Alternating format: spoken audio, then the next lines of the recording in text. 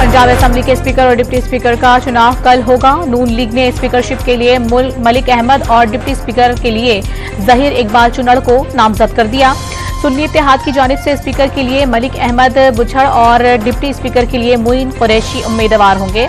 इंतखाब खुफिया राय शुमारी से होगा।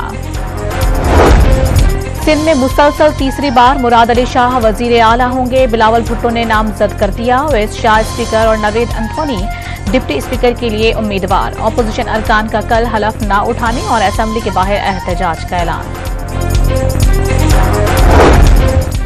और एएनपी का चीफ जस्टिस काजी फाइज ईसा से इंतखाबी धांधली की जुडिशल इंक्वायरी कराने का मुतालबा। कामयाबी के बदले करोड़ों रुपए रिश्वत लेने के सबूत पेश कर सकता हूं। एएनपी सदर खैबर पख्तूनख्वा एमएल वली खान का 4 सद्दा में जलसे से खिताब।